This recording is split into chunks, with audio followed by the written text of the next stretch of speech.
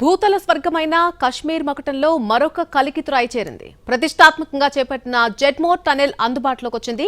ఈ సొరంగం అటు రక్షణ పరంగా వ్యూహాత్మకం, ఇటు ప్రయాణ పరంగా సురక్షితం.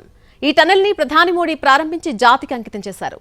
సబ్కా సాథ్ సబ్కా వికాస్ లక్ష్యంతో చిత్తశుద్ధితో అహోరాత్రులు పనిచేస్తున్నామని పీఎం అన్నారు. శ్రీనగర్ లడాక్ జాతీయ రహదారి ప్రాజెక్టులో భాగంగా సోన్మార్గ్లోని జెడ్ మోర్ టన్నెల్ను ప్రధాని నరేంద్ర మోడీ ఇనాగరేట్ చేశారు. కాశ్మీర్ పర్యటనకు వెళ్లిన పీఎం టన్నెల్ను ప్రారంభించారు. ఈ కార్యక్రమంలో కేంద్ర మంత్రి నితిన్ గడ్కరీతో పాటు జమ్మూ కాశ్మీర్ ముఖ్యమంత్రి ఒమర్ అబ్దుల్లా పాల్గొన్నారు. ప్రధాని మోడీ పర్యటన సందర్భంగా భారీ భద్రతా ఏర్పాట్లు చేశారు. డ్రోన్లతో సహా వైమానిక సాంకేతిక నిఘాను పెట్టారు. శనివారం నుంచే శ్రీనగర్ లేహ్ జాతీయ రహదారిని మూసివేశారు. 2015లో ప్రారంభమైన ఈ నిర్మాణ పనులు గతేడాది పూర్తయ్యాయి. తాజాగా ప్రధాని ఈ టన్నెల్ను ప్రారంభించారు.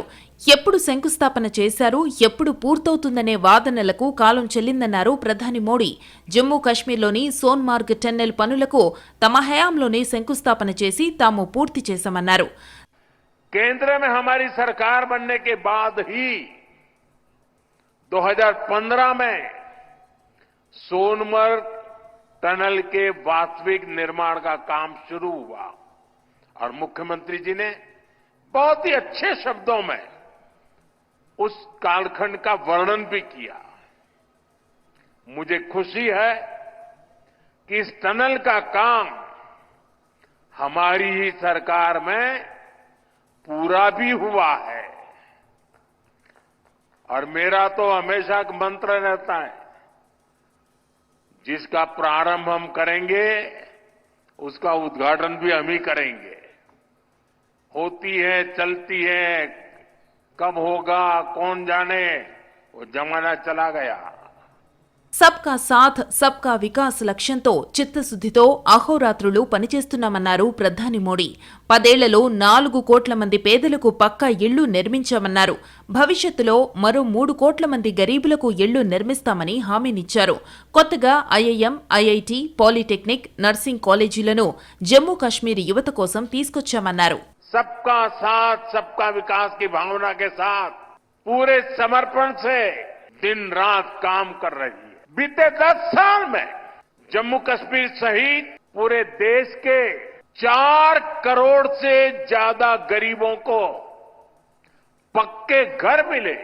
आने वाले समय में 3 करोड़ और नए घर गरीबों को मिलने वाले हैं.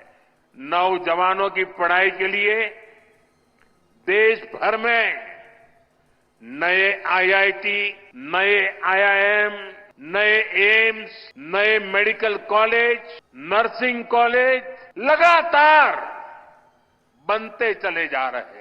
శ్రీనగర్ లేహ్ నేషనల్ హైవేపై సోన్మార్గ్ ప్రాంతంలో జెడ్ మోర్ టన్నెల్ను 2700 కోట్లతో నిర్మించారు. కొండ చర్యలు, మంచు కారణంగా రాకపోకలకు సమస్యగా మారడంతో ఆ ఇబ్బందులను అధిగమించడానికి సొరంగాన్ని నిర్మించారు. ఇది సముద్ర మట్టానికి 8650 అడుగుల ఎత్తులో ఉంది. 6.5 కిలోమీటర్ల పొడవుండే ఈ టన్నెల్లో ఏ సీజన్లోనైనా లడాఖ్ను చేరుకోవడం వీలవుతుంది. 2015లో ప్రారంభమైన నిర్మాణ పనులు గతేడాది పూర్తయ్యాయి. దీనివల్ల సోన్మార్గ్కు పర్యాటకుల రాక కూడా పెరగనుంది. సొరంగం నిర్మాణం వెనుక వ్యూహాత్మక జాతీయ రక్షణ కూడా ఉంది. కనెక్టివిటీని మరింతగా పెంచేలా దీనిని డిజైన్ చేశారు. గగాంగీర్, సోనామార్గ్ మధ్య నాన్ స్టాప్ గా జర్నీని కొనసాగించవచ్చు.